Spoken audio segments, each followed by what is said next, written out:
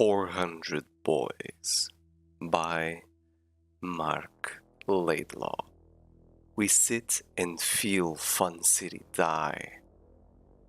2 stories above our basement at street level, something big is stomping apartment pyramids flat. We can feel the lives blinking out like smashed bulbs. You don't need second sight to see through other eyes at a time like this. I get flashes of fear and sudden pain, but none last long. The paperback drops from my hand and I blow my candle out. We are the brothers, a team of 12. There were 22 yesterday, but not everyone made it to the basement in time. Our slicker Slash is on a crate loading and reloading his gun with its one and only silver bullet. Crybaby Jaguar is kneeling in the corner on his old blanket, sobbing like a maniac. For once, he has a good reason. My best brother, Jade, keeps spinning the cylinders of the hollow tube in search of stations, but all he gets is static that sounds like screaming turned inside out. It's a lot like the screaming in our minds, which won't fade except as it gets squelched voice by voice. Slash goes, Jade, turn that thing off or I'll short circuit. He's our leader, our slicker. His lips are gray, his mouth too wide, where a suit scalpel open his cheeks. He has a lisp. Jade shrugs and shuts down the tube, but the sounds we hear instead are no better. Far away, pounding footsteps, shouts from the sky, even monster laughter. It seems to be passing away from us deeper into Fun City. They'll be gone in no time, Jade goes. You think you know everything, goes Vavo Claw, dissecting an alarm clock with one chrome finger the way some kids pick their noses. You don't even know what they are.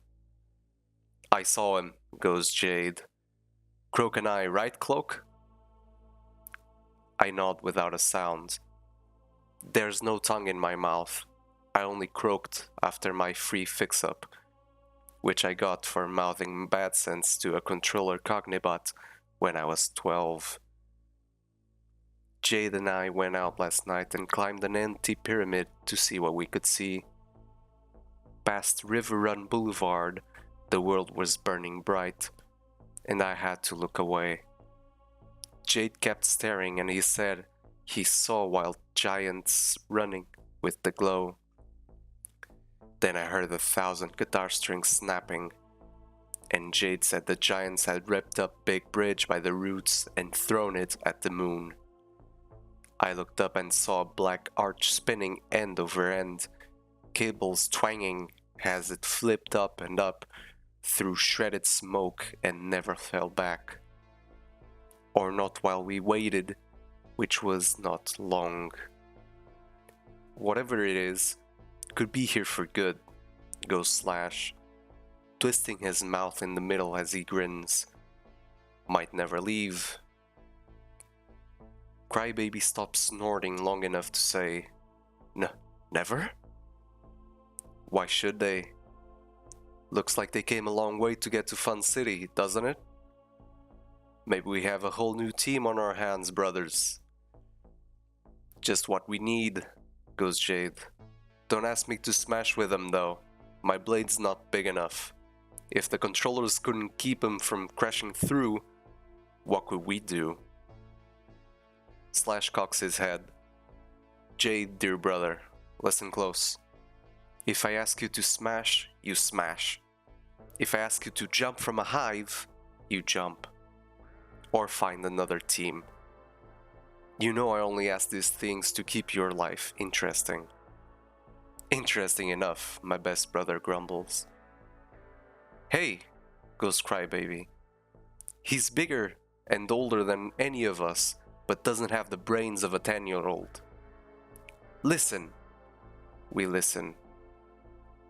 Don't hear nothing, goes Skag.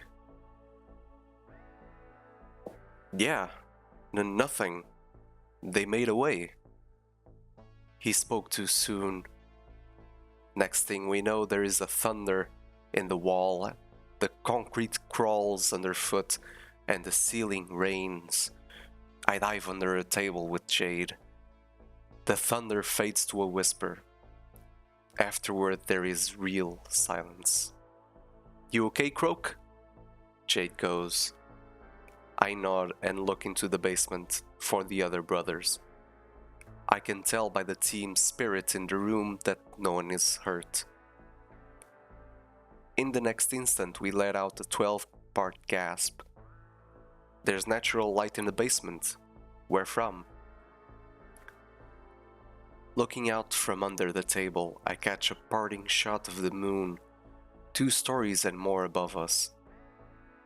The last shock had split the old tenement hive open to the sky. Floors and ceilings layer the sides of a fissure.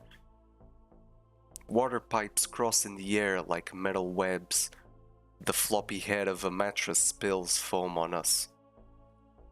The moon vanishes into boiling black smoke.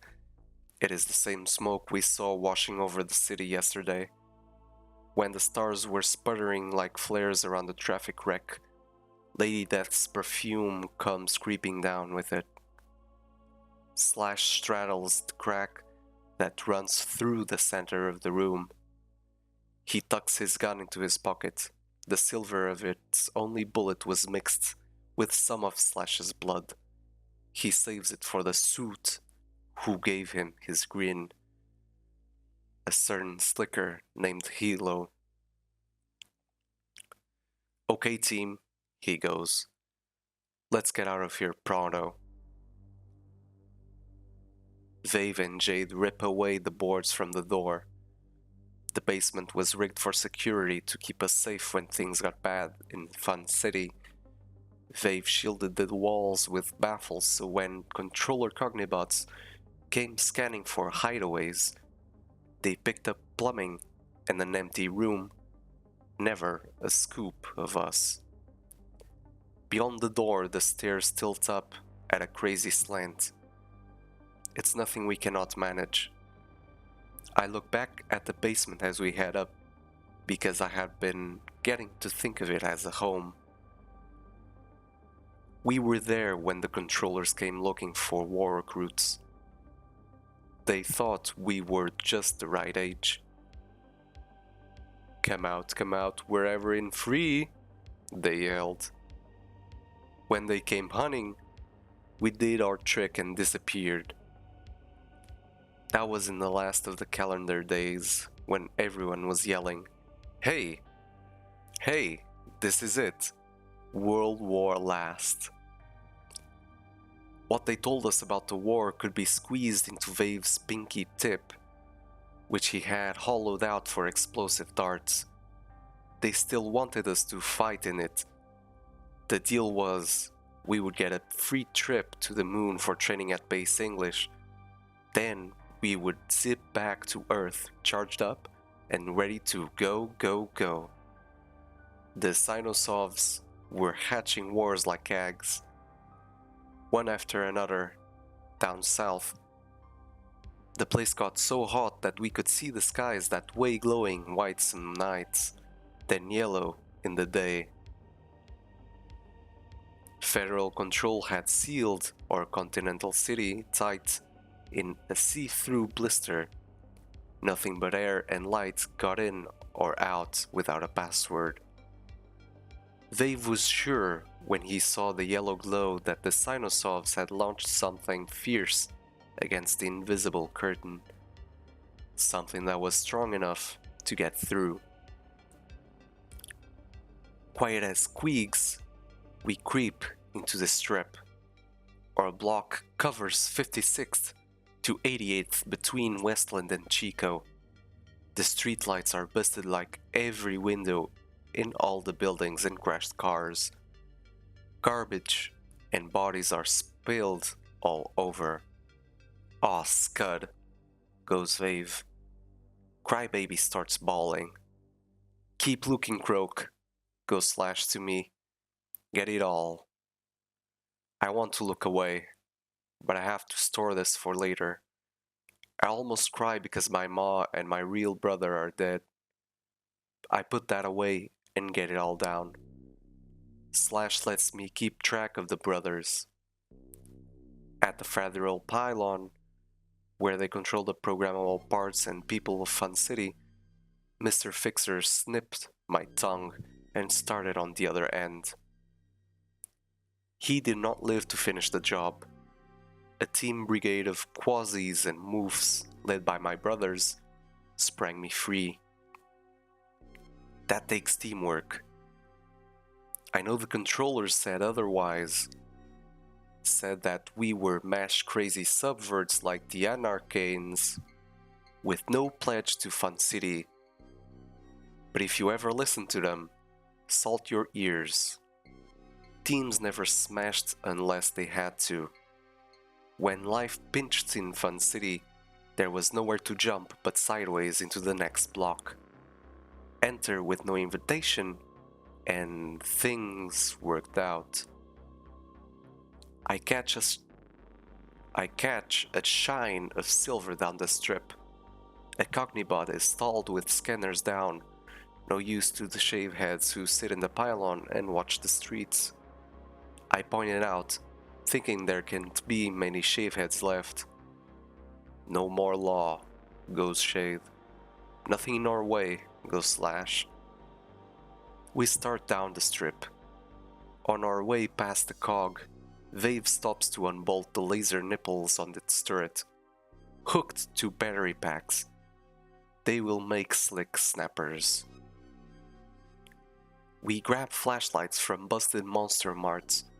For a while we look into the ruins, but that gets nasty fast. We stick to finding our way through the falling mountains that used to be pyramids and block long hives. It takes a long time.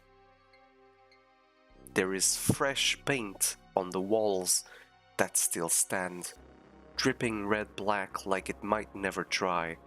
The stench of fresh death blows at us from Center City. Another alley cat pissed our block. I wonder about survivors.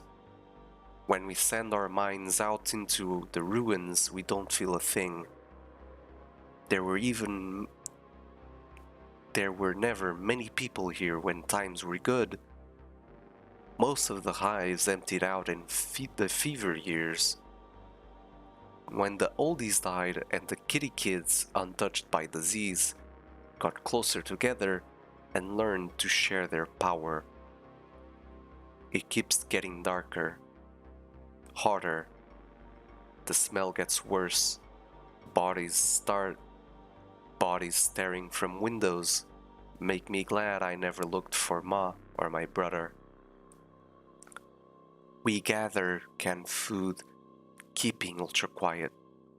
The strip has never seen such a dead night. Teams were always roving, smashing, throwing, clean, fun, free-for-alls. Now, there's only us. We cross through block after block. Bennies, silks, quasis, manis, and angels. No one. If any teams are alive, they are in hideaways unknown. If they hid out over grounds, they are as dead as the rest.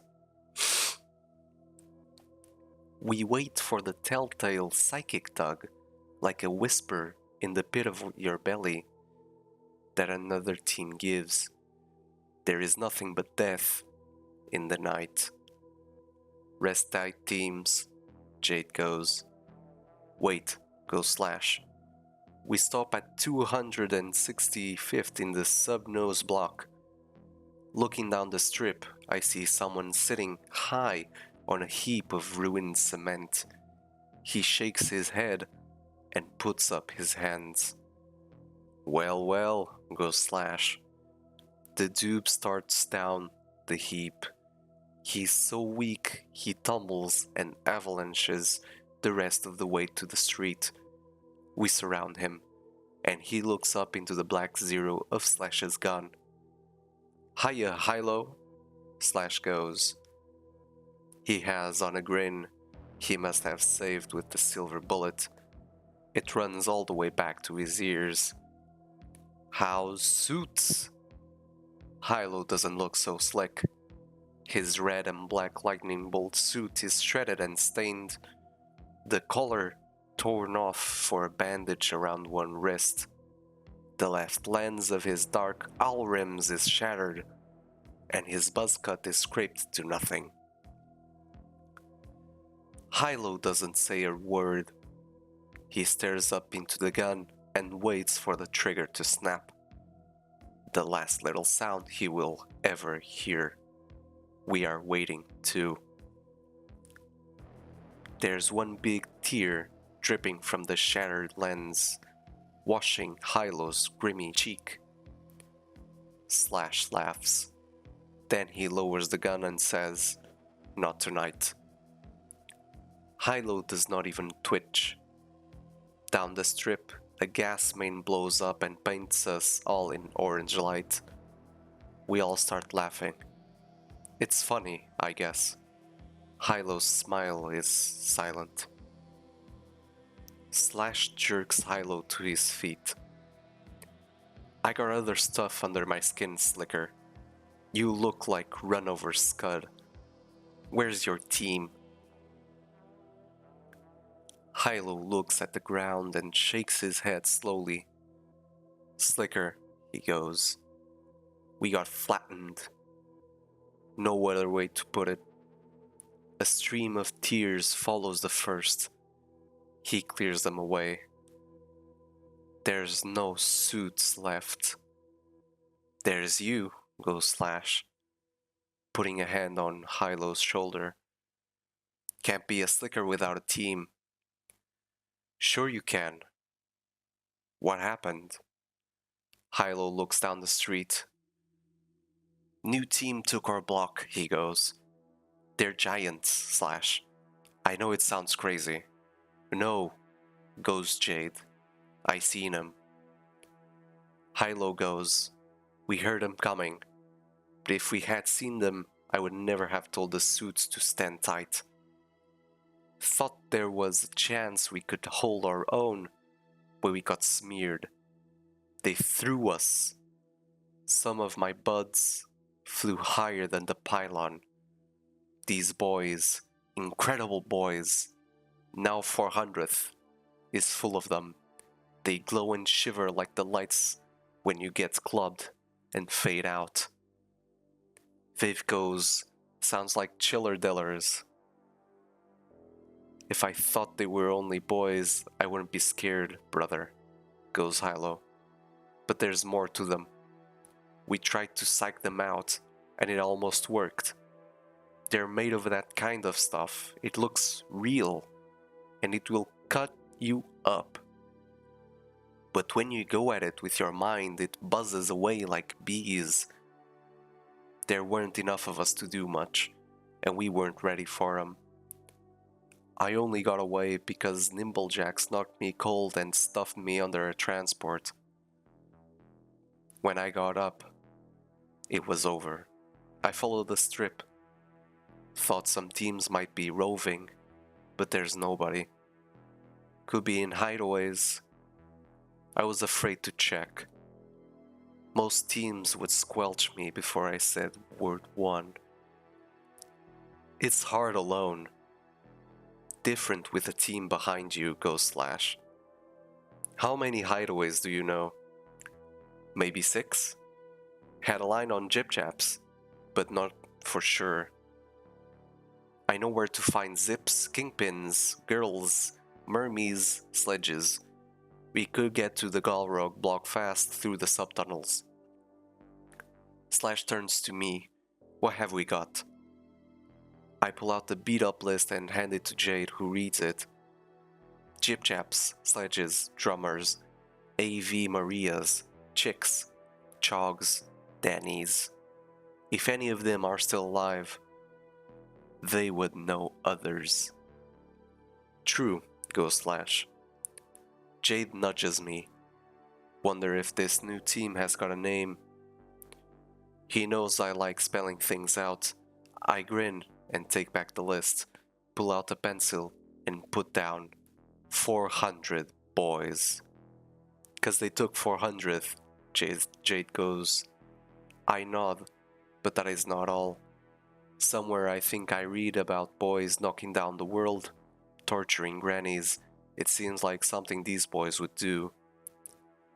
Down the street, the moon comes up through smoke, making it the color of rust. Big chunks are missing. We'll smash 'em, goes Vave. The sight of the moon makes us sad and scared at the same time. I remember how it had been perfect and round as a pearl on jewelry marked velvet. Beautiful and brighter than streetlights, even when the worst smogs dyed it brown. Even that brown was better than this chipped away bloody red. Looks like it was used for target practice. Maybe those boys tossed the bridge at base English. Our block is gone, goes Hilo. I want those boys. It'll be those dubs or me. We're with you, goes Slash. Let's move fast. Cut into pairs, brothers. We're gonna hit some hideaways. Jade, Croak, you come with me, and Hilo. We'll see if those Galrogs will listen to sense. Slash tells the other brothers where to look and where to check back. We say goodbye. We find the stairs to the nearest subtunnel and go down into lobbies full of shadow, where bodies lie waiting for the last train. We race rats down the tunnel. They are meaner and fatter than ever, but our lights hold them back. Still got that wicked blade, goes Slash. This baby, Hilo swings his good arm, and a scalpel blade drops into his hand. Slash's eyes frost over and his mouth tightens. May need it, he goes. Right, brother. Hilo makes the blade disappear. I see that is how it has to be. We pass a few more lobbies before going up and out. We've moved faster than we could have on ground. Now we are close to the low end of Fun City. This way. Hilo points past broken hives. I see codes scripted on the rubbled walls. Galrog signals? Wait, goes Jade. I'm starved. There is a liquor store a block away. We lift the door and twist it open. Easy as breaking an arm. Nothing moves inside or on the street as our lights glide over rows of bottles. Broken glass snaps under our sneakers. The place smells drunk, and I'm getting that away. And I'm getting that way from breathing. We find chips and candy bars that have survived under a counter, and we gulp them down in the doorway. So where's the Galrog hideaway? Goes Jade, finishing a Fifth Avenue bar. Just then we feel that little deep tug. This one whispers death. A team is letting us know that it has us surrounded. Hilo goes, duck back. No, goes Slash. No more hiding. We go slow to the door and look through. Shadows peel from the walls and streak from alley mouths. We're sealed tight. Keep your blades back, brothers. I never smashed with Galrogs. I see why Slash kept us away. They are tanked out with the Daystars, snappers, guns, and glory sticks. Even unarmed, they would be fierce, with their fire-painted eyes, chopped top knots a dozen colors, and the rainbow geometries tattooed across their faces. Most are dressed in black, all are on razor-toed roller skates. Their feelings are masked from us behind a mesh of silent threats. A low voice, "Come out, if you plan to keep breathing." We move out, keeping together as the girls close tight. Jade raises his flashlight, but a Galrog with blue triangle cheeks and purple blonde top knot kicks it from his hand. It goes spinning a crazy beam through his dark. There is not a scratch on Jade's fingers. I keep my own light low. A big Galrog rolls up. She looks like a Cognibot slung with battery packs, wires running up and down her arms and through her afro. Where she's hung tin bells and shards of glass. She has a laser turret strapped to her head and a snapper in each hand. She checks me and Jade over and out, then turns toward the Slickers.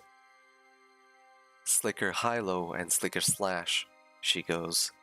"Cute match, but I thought suits were hot for girlies." "Keep it short, Bala," goes Slash. "The blocks are smashed." "So I see." She smiles with black acid-etched teeth. "Heavies got stomped next door, and we got a new playground." "Have fun playing for a day or two," goes Hilo. "The ones who squelched them are coming back for you." Buildings squashed them. The end of the ramming world has been and gone. Where were you? "There's a new team playing in Fun City," Hilo goes.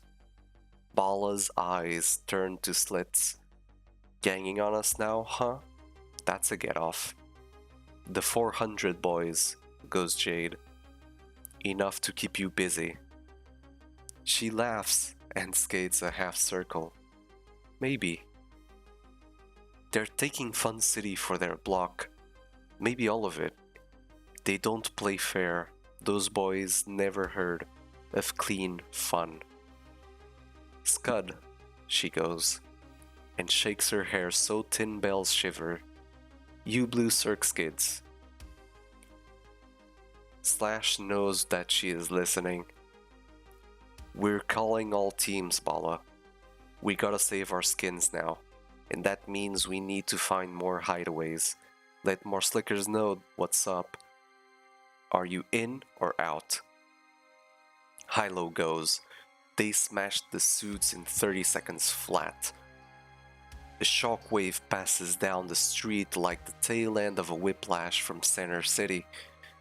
It catches us all by surprise, and our guards go down. Galrogs, brothers, suit. We are all afraid of those wreckers. It unites us just like that. When the shock passes, we look at one another with wide eyes. All the unspoken Galrog threats are gone. We have to hang together. "Let's take these kids home," goes Bala. "Yeah, mommy." With a whisper of skates, the Galrogs take off. Our well-armed escort leads us through a maze of skate trails cleared in rubble. "Boys, huh?" I hear Bala say to the other Slickers. "We thought different." "What did you think? Gods," Bala goes. "Gods. God things. Mind stuff." Old Mother looked into her mirror and saw a bonfire made out of cities. Remember before the blister tour? There were wars in the south, weird bombs going off like firecrackers. Who knows what kind of stuff was cooking in all that blaze? Old Mother said it was the end of the world. Time for the ones outside to come through the cracks. They scooped all that energy and molded it into mass. Then they started scaring up storms, smashing. Where better to smash than Fun City? "End of the world?" goes Hilo. "Then why are we still here?" Bala laughs. "You doob. How did you ever get to be a slicker? Nothing ever ends. Nothing. In 10 minutes, we come to a monster-marked pyramid with its lower mirror windows put back together in jigsaw shards. Bala gives a short whistle, and double doors swing wide. In we go. The first thing I see are boxes of supplies heaped in the aisles, cook stoves burning, cots, and piles of blankets. I also spot a few people who can't be Galrogs, like babies and a few grown-ups.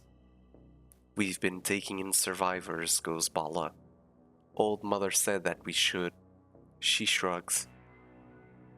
Old Mother is ancient, I have heard. She lived through the plagues and came out on the side of the teams.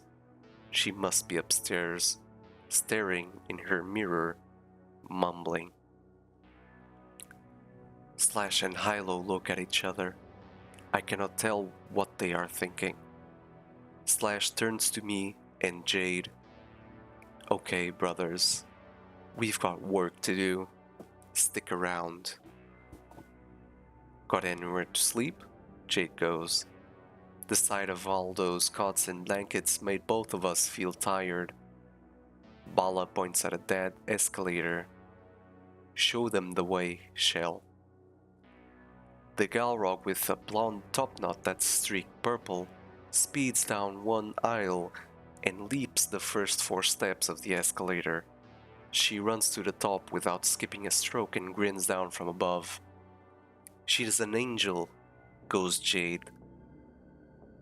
There are more Galrogs at the top. Some girls are snoring along the walls. Shell cocks her hips and laughs. Never seen brothers in a monster mart before. Oh, my ma used to shop here, goes Jade. He checks her up and over. What'd she buy, your daddy? Jade sticks his thumb through his fist and wiggles it with a big grin. The other girls laugh, but not Shell. Her blue eyes darken and her cheeks redden under the blue triangles. I grab Jade's arm. Don't waste it, goes another Galrog. I'll take the tip off for you, goes Shell, and flashes a blade. Nice and neat. I tug Jade's arm, and he drops it. Come on, grab blankets, goes Shell. You can bed over there. We take our blankets to a corner, wrap up, and fall asleep close together. I dream of smoke. It is still dark when Slash wakes us. Come on, brothers. Lots of work to do. Things have taken off, we see. The Galrogs know the hideaways of more teams than we ever heard of. Some from outside Fun City. Runners have been at it all night, and things are busy now. From uptown and downtown in a wide circle around 400th, they have called all who can come. The false night of smoke goes on and on, no telling how long. It is still dark when Fun City starts moving. Over hive and under street, by sewer, strip and alleyway, we close in tourniquet tied on 400th, where suits ran a clean fun block. From 1st to 1000th, Bayview Street to River Run Boulevard, the rubble scatters and the subtunnels swarm as Fun City moves. Brothers and Galrogs are joined by rat beaters, drummers, mermies, and kingpins from Piltdown, Renfrew, and the Upper Hand Hills.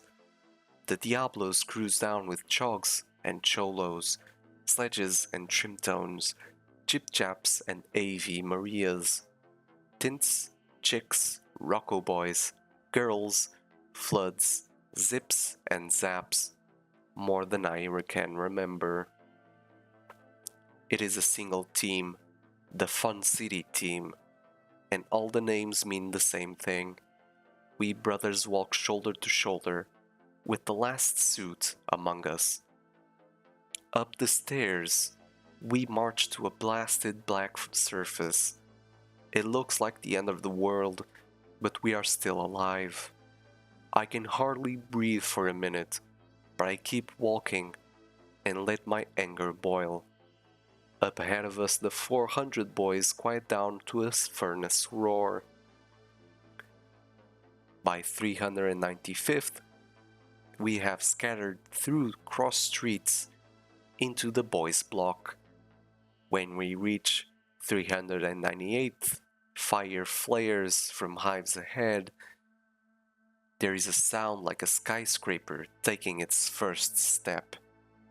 A scream echoes high between the towers and falls to the street. At the next corner, I see an arm stretched out on the rubble. Around the wrist, the cuff is jagged, black and red. "Go to it," goes Hilo. We step onto 400th and stare forever. I'll never forget. The streets we knew are gone. The concrete has been pulverized to gravel and dust, cracked up from underneath. Pyramid highs are baby volcano cones that hack smoke, ooze fire, and burn black scars in the broken earth. Towers hulk around the spitting volcanoes like buildings warming themselves under the blanked out city, blanked out sky. Were the 400 boys building a new city? If so, they would be much worse than death. Past the fires, we can see the rest of Fun City. We feel the team on all sides. A pulse of life connecting us. One breath. Hilo has seen some of this before, but not all. He sheds no tears tonight. He walks out ahead of us to stand black against the flames. He throws back his head and screams, "Hey!" A cone erupts between the monster buildings. It drowns him out, so he shouts even louder, "Hey you 400 boys!" Shattered streetlights pop half to life. Over my head, one explodes with a flash. "This is our block, 400 boys." Gaurogs and trimtones beat on overturned cars. It gets my blood going. "So you knocked in our hives, you boys. So you raped our city." Our world, I think of the moon, and my eyes sting.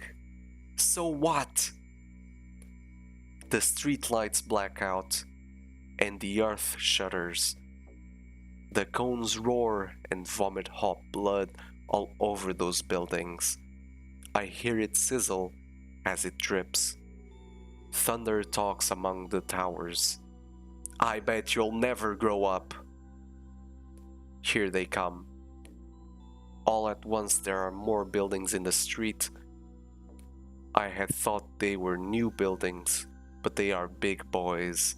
400 at least. "Stay cool," goes Slash.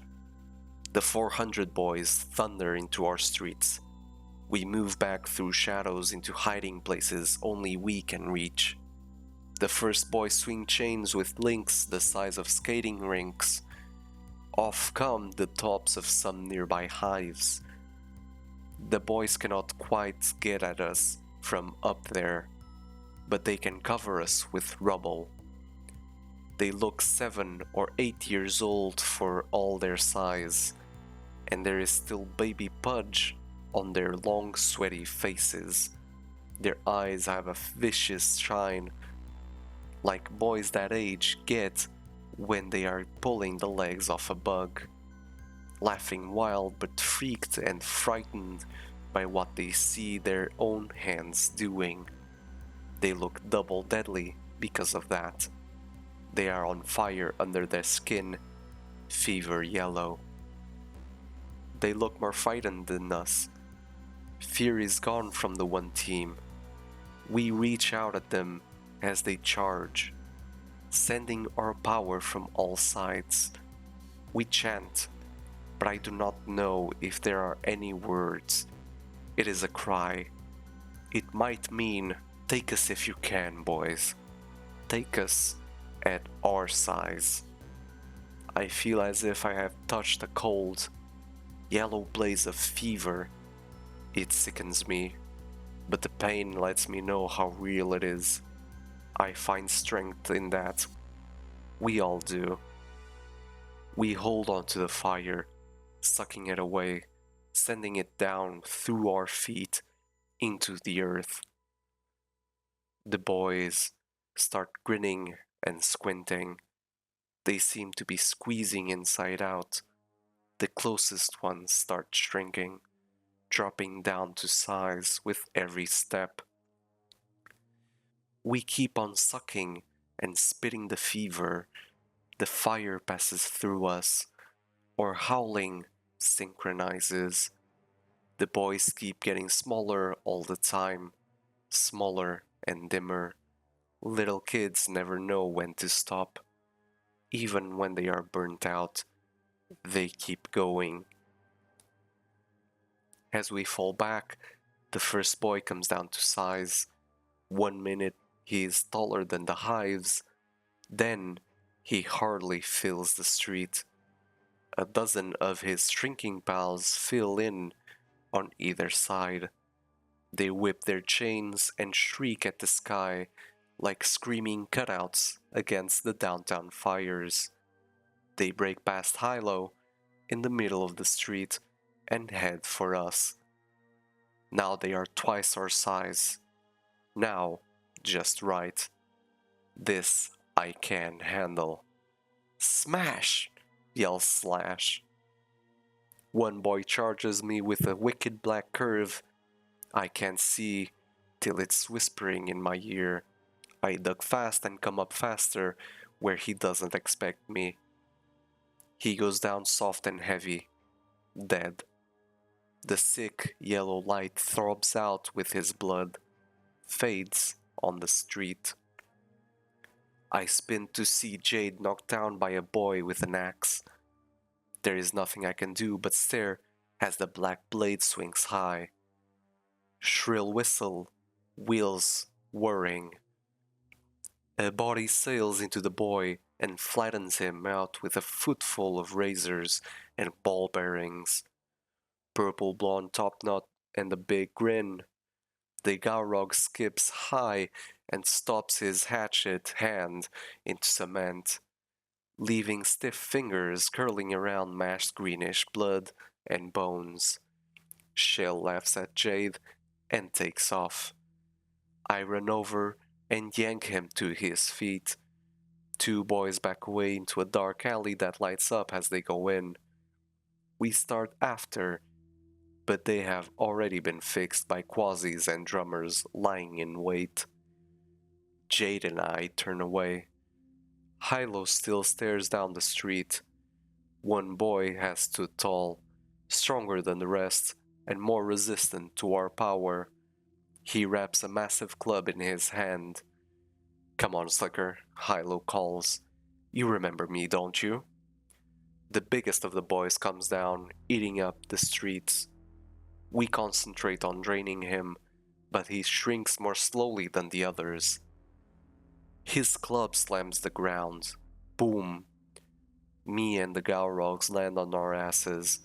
The club greases a hive, and cement sprays over us. Glass sings through the air. Hilo does not move. He waits with red and black lightning bolts serene, both hands empty. The big Slicker swings away, but now his head only reaches to the 5th floor of an RX. Hilo ducks at the club, streaks over, and turns a storefront window into dust. The suit scalpel glints into his hand. He throws himself at the boy's ankle and grabs on tight. He slashes twice. The boy screams like a cat. Neatest hamstringing you ever saw. The screaming boy staggers and kicks out hard enough to flip high-low across the street into the metal cage of a shop window. High-low lands in a heap of impossible angles and does not move again. Slash cries out. His gun shouts louder. One blood-silver shot. It leaves a shining line in the smoky air. The boy falls over and scratches the cement till his huge fingertips bleed. His mouth gapes wide as a manhole. His eyes stare like the broken windows all around. His pupils are slit like a poisoned snake. His face long and dark, hook-nosed. God or boy, he is dead, like some of us. 5 drummers climb over the corpse for the next round, but with their slicky dead, the boys are not up for it. The volcanoes belch as though they are too giving up. The survivors stand glowing in the middle of their block. A few start crying, and that is a sound I cannot spell. It makes Crybaby start up. He sits down in cement, sobbing through his fingers. His tears are the color of an oil rainbow on wet asphalt. We keep on sucking up the fever glow, grounding it all in the earth. The boys cry louder out of pain. They start tearing at each other, running in spirals, and a few leap into the lava that streams from the pyramids. The glow shrieks out of control, out of our hands, gathering between the boys with its last strength, ready to pounce. It leaps upward, a hot snake screaming into the clouds. Then the boys drop dead and never move again. A hole in the ceiling of smoke, the dark blue sky peeks through, turning pale as the smoke thins. The boy's last scream dies out in the dawn. The sun looks bruised, but there it is, high up there. Let's get to it, Ghost Slash. Lots of cleanup ahead. He has been crying. I guess he loved Hilo like a brother. I wish I could say something. We help one another up, slap shoulders, and watch the sun come out gold and orange and blazing white. I don't have to tell you, it looks good, teams. This was 400 Boys by Marc Laidlaw.